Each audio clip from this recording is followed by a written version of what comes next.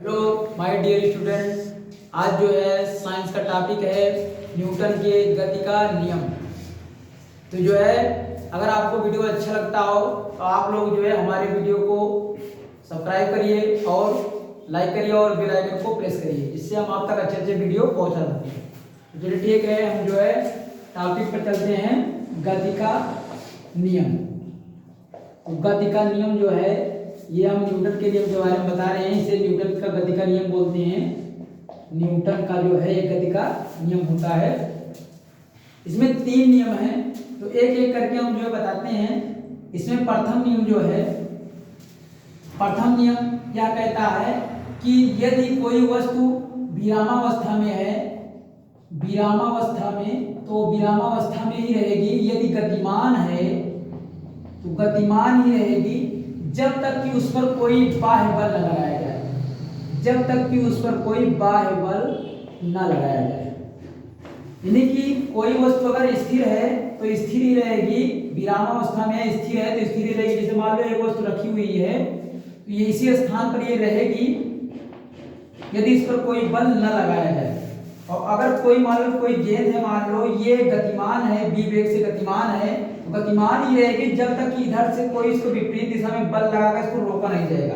तो रुकती कैसे है? मान लो अगर वायु में जाती है तो वायु का घर्षण होता है, वायु के घर्षण के कारण क्या होता है, ये रुक जाती है। और दूसरी बात, ये वस्तु रखी हुई है, अगर वस्तु गतिमान नहीं हो रही है, कोई बल लगाकर खींचा नहीं जा रहा है इसे या बल से, तो क्या होगा, ये स्थिर रहेगी। तो यदि कोई विरामावस्था में है यानी स्थिर है या गतिमान है तो उसी अवस्था में बनी रहेगी, उसी को कहते हैं गति का प्रथम नियम। जब तक उस पर कोई बल नहीं लगाया जाएगा तो इसी बनी रहेगी, उसी को बोलते हैं न्यूटन का प्रथम नियम। तो न्यूटन के प्रथम नियम से यह यहाँ निकला परिभाषा कि यदि कोई स्थिर है वस्तु स्थिर ही रहेगी, या गतिमान है तो गतिमान ही रहेगी जब तक कि उस पर कोई बाह्य बल यानी बाहर से कोई उस पर बल नहीं लगाया जाता है, उसे गतिमान करने के लिए या स्थिर करने के लिए। तो आप समझ गए होंगे। और इसी को बोला जाता है गैलोलियो का नियम, भी इसी को कहा जाता है, क्योंकि थोड़ा बहुत जो है गैलोलियो ने भी इसको बताया था। गैलोलियो ये वैज्ञानिक थे, इन्होंने इसके बारे में थोड़ा बहुत बताया था और उसी को सुधार करके जो है न्यूटन ने बाद में विस्तार पूर्वक बताया। और इसी को जड़त्व का नियम भी कहते हैं, इसी को जड़त्व का नियम कहते हैं, जड़त्व का नियम। अब जड़त्व का नियम क्या है? जड़त्व का नियम उसे कहते हैं यदि कोई वस्तु गतिमान है या स्थिर है तो वह उसी अवस्था में बनी रहना चाहती है, उसी गुण को बोलते हैं जड़त्व का नियम। यानी जड़त्व का मतलब है एक ही स्थिति में बना रहना। तो जब गतिमान है तो गतिमान ही रहेगी, या स्थिर है स्थिर ही रहेगी, इसलिए न्यूटन के प्रथम नियम को जड़त्व का नियम कहते हैं। तो ध्यान दीजिए, इसको किस किस नियम से जाना जाता है? प्रथम नियम को जानते हैं, न्यूटन का प्रथम नियम जानते हैं, और इसे गैलोलियो का नियम बोलते हैं, और इसे जो है जड़त्व का नियम से जाना जाता है। तो आप समझ गए होंगे न्यूटन के प्रथम नियम को गैलोलियो का नियम या जड़त्व के नियम से भी जाना जाता है। चलिए ठीक है। और यहाँ से जो होता है बल की परिभाषा जो है मिलती है। पूछा जाता है पहले नियम से क्या होता है, तो पहले नियम से बल की परिभाषा जो है मिलती है। न्यूटन के पहले नियम से बल की परिभाषा मिलती है। तो चलिए देखते हैं दूसरा नियम क्या है इसमें जो है।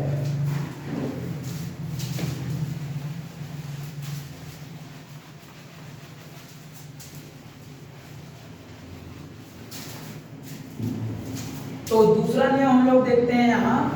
न्यूटन ने बताया जो है दूसरे नियम के बारे में कि यदि जो है जो बल का मान होता है वो द्रव्यमान और उसके त्वरण के गुणनफल के बराबर होता है, या आप इसको कह सकते हैं जो बल होता है वो संवेग परिवर्तन के अनुक्रमानुपाती होता है, संवेग परिवर्तन के अनुक्रमानुपाती होता है। तो यही है, दो तरीका से आप चाहे इसको इस तरीके से बता दीजिए और चाहे आप इसको इस तरीके से बता दीजिए। तो द्रव्यमान और जो है त्वरण के गुणनफल को बल कहा जाता है, या आप संवेग परिवर्तन की दर जो होता है यही इसी को कहते हैं बल। यानी बल अनुक्रमानुपाती होता है संवेग परिवर्तन की दर, संवेग परिवर्तन की दर बढ़ेगा तो बल का मान भी जो होता है बढ़ेगा। तो इसी को बताया गया। और ये क्या होता है, न्यूटन के दूसरे नियम से क्या मिलता है, बल का व्यंजक मिलता है, बल का जो है सूत्र मिलता है। न्यूटन के दूसरे नियम से बल का सूत्र मिलता है। आप यहाँ जानते हैं ये बल है, फोर्स है, द्रव्यमान मास है और त्वरण एक्सीलरेशन है। इस तरीके से हमें यहाँ न्यूटन का मिलता है।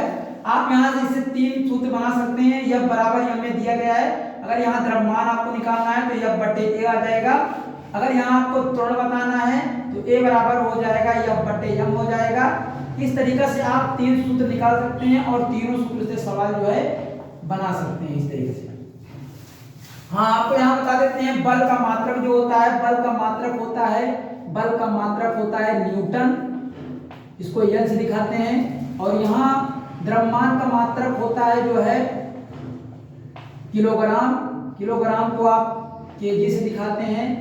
और यहाँ त्वरण का मात्रक होता है, जो एक्सेलरेशन बोलते हैं, त्वरण का मात्रक होता है जो है मीटर प्रति सेकंड स्क्वायर होता है, मीटर प्रति सेकंड स्क्वायर होता है। इसको आप एम और सेकंड स्क्वायर से, या आप इसको मीटर और सेकंड इनवर्स से आप दिखा सकते हैं।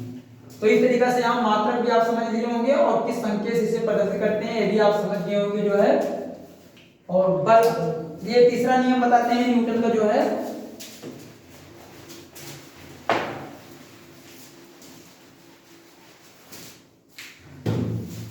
न्यूटन का तीसरा नियम क्या कहता है? तो न्यूटन का जो तीसरा नियम है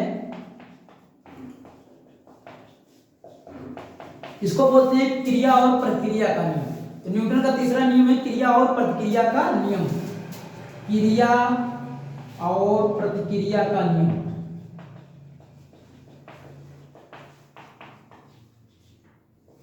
यदि हम किसी वस्तु पर बल लगाते हैं, किसी वस्तु पर, मान लो कोई वस्तु है, अगर इस पर हम बल लगाते हैं वस्तु पर, तो उतना बल क्या होगा, अगर यह बल लगाते हैं मान लो, तो उतना ही बल विपरीत दिशा में लगता है।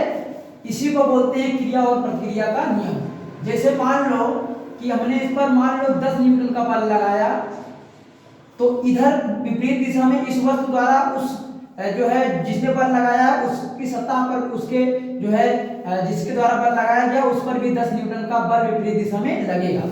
तो इसी को बोलते हैं क्रिया और प्रतिक्रिया का नियम। जैसे मान लो किसी ने एक तमाचा किसी को मारा, तो उसके हथेली पर भी उतना ही बल लगेगा। और दूसरी बात और आपको बोल दें, जैसे मान लो किसी सैटेलाइट को लॉन्च करना है रॉकेट से इस तरीके से, तो उसमें क्या होगा कि जो है इसमें पीछे को क्या लगाया जाता है, पीछे से धुआं बहुत तेज निकलता है। जब कंबशन चैम्बर से जो है जलता है इस तरीके से धुआं बहुत तेज निकलता है, तो आगे के इसको थ्रस्ट मिलता है, यानी बल मिलता है। जितनी तेजी से यहाँ धुआं क्या करेगा, निकलेगा, बल लगाएगा पीछे को, उतनी तेजी से इसको जो है विपरीत दिशा में जो है बल लगता है, थ्रस्ट लगता है, और ये बहुत तेजी से जो है आगे को बढ़ता चला जाता है। तो मतलब कई किलोमीटर जो है प्रति सेकंड की चाल से ऊपर जाता है। तो पूछते हैं कि रॉकेट जो होता है ये किस सिद्धांत पर कार्य करता है, या मिसाइल होती है किस सिद्धांत पर कार्य करता है? तो ये भी जो है न्यूटन के तीसरे नियम पर, क्रिया प्रतिक्रिया के नियम पर कार्य करता है, क्योंकि जितना धुआं निकलेगा तेजी से, उतने ही तेजी से ऊपर को बल लगेगा और इस तरीके से आगे जाएगा। इसी को न्यूटन के तीसरे नियम को बोलते हैं संवेग परिवर्तन का नियम, या तो संवेग का परिवर्तन का नियम है, क्योंकि ये भी बल से रिलेटेड है, अभी मैंने दूसरे नियम में बताया है। इसलिए संवेग के परिवर्तन का नियम कहते हैं, या इसी को बोलते हैं क्रिया प्रतिक्रिया का नियम। मान लो कोई एक नाव है, नाव पर कोई व्यक्ति अगर मान लो इस पर जो है पैर से इससे उतरा और आगे जो है बढ़कर कूद गया, तो ये जितना बल लगाएगा इस पर नाव पर, उतना ही बल नाव उस पर लगाएगी। इसीलिए क्या होता है, नाव थोड़ा पीछे हट जाती है। तो पूछा जाता है कि कोई नाव से कोई व्यक्ति कूदता है तो पीछे चली जाती है, क्यों? तो इसलिए होता है क्योंकि क्रिया प्रतिक्रिया का नियम काम करता है। आप अगर चलते हैं, प्रतिदिन अगर चलते हैं, तो चलते समय जो है जितना बल आप लगाते हैं जो है जमीन पर, उतना ही बल आपको जमीन लगाती है, तभी आप क्या होते हैं, चल पाते हैं। इसी तरीके जितने भी प्राणी हैं, अगर क्रिया प्रतिक्रिया का नियम ना हो तो कोई भी कार्य नहीं होता है। अगर आप क्या करते हैं, एक हाथ से दूसरे हाथ पर अगर जो है ताली अगर बजाना चाहते हैं, एक हाथ से दूसरे हाथ पर जितनी देर से मारेंगे दूसरा हाथ भी उतना क्रिया करता है, तभी क्या होता है, ताली बजता है। तो आप समझ गए होंगे क्रिया प्रतिक्रिया का नियम ये है कि आप जितना बल दूसरी वस्तु पर लगाएंगे उतना विपरीत दिशा में आपके ऊपर बल लगता है, और इसी को कहते हैं क्रिया प्रतिक्रिया का नियम। आप देख रहे हैं इसका रॉकेट और मिसाइल जो है इसका उपयोग किया जाता है, इसी जगह जो है किस तरह का से जो है कार्य करेगी, यहाँ भी आप क्रिया प्रतिक्रिया का नियम समझ रहे हैं। अब और यहाँ से आपको बता दें, अगर मान लो कि आप यहाँ एक बंदूक है मान लीजिए, तो आप बंदूक है मान लो ये, तो एक बंदूक पर जो है, बंदूक जो है अगर ये है, तो यहाँ से अगर आप यहाँ से जो है गोली मारेंगे तो जो यहाँ से गोली निकलेगी, गोली जितने जो है इतना बल लगेगा गोली पर, उतना ही बल क्या हो जाएगा, विपरीत दिशा में लगेगा इस बंदूक पर। तो आप बता देंगे कि जो आगे गोली पर बल लगा है बंदूक द्वारा, उतना ही बल पीछे जो है बंदूक पर लगेगा। इसीलिए इसको ठीक तरीके से जो है पकड़ कर रखा जाता है और यहाँ भी क्रिया प्रतिक्रिया का नियम लगता है। अगर कोई मान लो टैंक है, कोई बड़ा टैंक है और इसमें जब बड़ा सा गोला जब निकलता है, बड़ा गोला निकलता है तो गोले पर जितना बल लगता है F1 उतना जो है विपरीत दिशा में भी लगता है टैंक पर बल। और इस तरीका से टैंक में जो होता है क्रिया प्रतिक्रिया के सिद्धांत पर कार्य करता है। आप देख रहे हैं कि इसका कई जगह यूज किया जा रहा है, चाहे टैंक हो, चाहे वो गोली से आप मार रहे हैं, चाहे मिसाइल डाल रहे हैं, चाहे आप रॉकेट प्रक्षेपित कर रहे हैं किसी सैटेलाइट को, तो हर जगह क्रिया प्रतिक्रिया का नियम लागू होता है। और इसी सिद्धांत पर क्या होता है, अगर मान लो कोई जेट जहाज है, मान लो कोई जेट जहाज है जो है, अगर कोई जेट जहाज अगर उड़ रही है इस तरीके से, तो उसमें भी क्या होता है, उसमें भी अगर पीछे जितने तेजी धुआं निकालती है उतने तेजी से आगे को जो है बढ़ती है। तो जेट जहाज जो होती है वो भी धुआं निकालती है, इस तेज क्या होता है, बहुत तेजी से आगे बढ़ती है। तो आप लोगों ने देखा कि न्यूटन का तीसरा नियम कितना अहम है और कहाँ-कहाँ इसका उपयोग हम कर सकते हैं। तो आशा करते हैं दोस्तों आपको वीडियो अच्छा लगा होगा। अगर आपको वीडियो अच्छा लगा हो तो आप हमारे वीडियो को सब्सक्राइब करिए, लाइक करिए और अधिक से लोगों तक शेयर करिए, जिससे हम आप तक अच्छे वीडियो पहुंचा सकें। आपको बहुत बहुत थैंक